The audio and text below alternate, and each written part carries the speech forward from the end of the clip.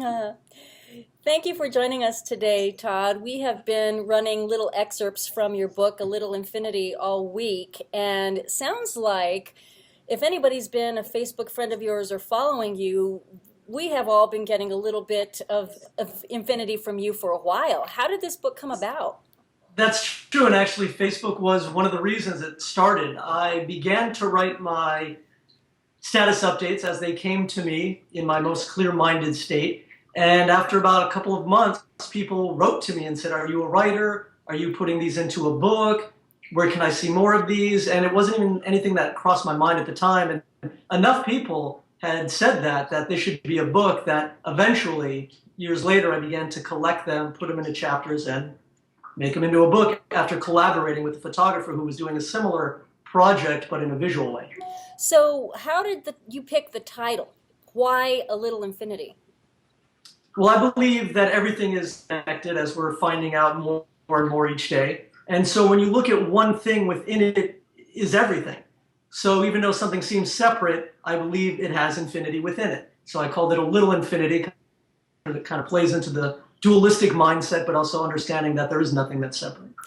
So you talk about in your book, one of the chapters is about problems, and you say it's impossible to suffer and simultaneously maintain an open mind.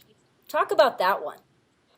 Sure. Well, if you look at suffering, it's ultimately there's reality that's happening, and your mind not wanting reality at all at the highest capacity. That's what suffering is. You are not looking at reality in a positive way at all. So your mind is closed to having reality be anything other than something you despise. So that's sort of an ultimate closed mind, if you will.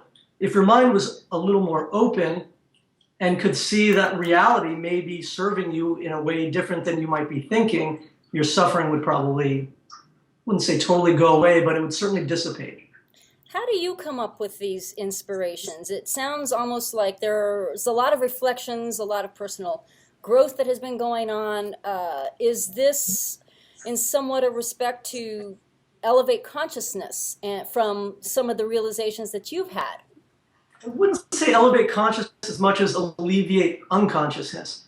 I think consciousness is there. It's always there waiting for us. But what blocks us from it is our own unconsciousness. So if I could help people alleviate their own unconsciousness, they can be more in touch with their consciousness. How they come to me, I don't come up with them. When I'm in a clear mind state, they appear. And it's like love, sometimes it just catches you when you least expect it because you're not expecting it. So for me, it's when my mind is clear, these sayings, these ideas are there.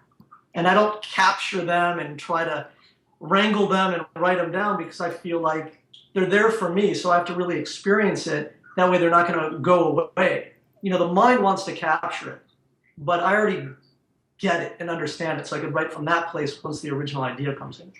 Lots of chapters in this book: acceptance, happiness, judgment. Which do you think may be the hardest for people to face in reading these quotes, or maybe the hardest to understand? I think probably problems because we create our own and the mind is so heavily involved with it. So when it reads it if you're reading it from your mind, you're having a hard time understanding it. So that's why they're very short and very to the point, and sometimes they don't make sense immediately, and hopefully they melt into your heart more than into your mind. You have to sort of bypass your mind in order to get into that truthful place. So I think problems is one that creates challenges for people because, first of all, the identified mind, the egoic mind, loves problems. That's how it really identifies itself. So some people might not even want to get rid of their problems. So it becomes a little bit of a quandary for the mind to grasp. But I think it's one of the most important ones because problem is just a word that we've created for something that we want to be different. I'm going to have one last question here for you. You are a healer in life. You are a cranial sacral therapist. Have any of these inspirations come to your mind because of how you're working with other people in trying to help alleviate whatever's going on with them. Yeah, well, first of all, I help heal people. So I can't do anything that they can't do for themselves. When I touch somebody, something shifts in me where any judgment I might have, any kind of opinion I have disappears.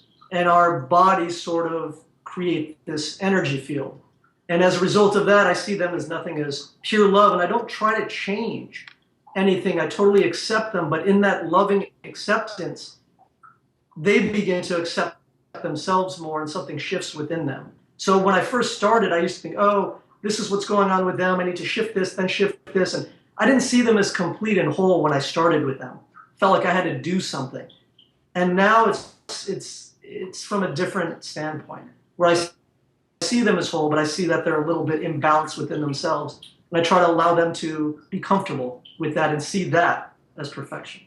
Well, now you are touching others through a book. Thank you so much for putting it out there. One of the things that I didn't see in your book, however, is what I always see on your Facebook posts, and you say 3 little words after all of them. What is it?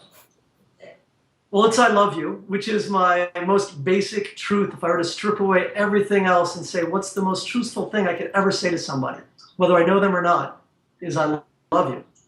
And it's in the book. It just might not be in those 3 words together. Thank you so much for loving us all. We love you back.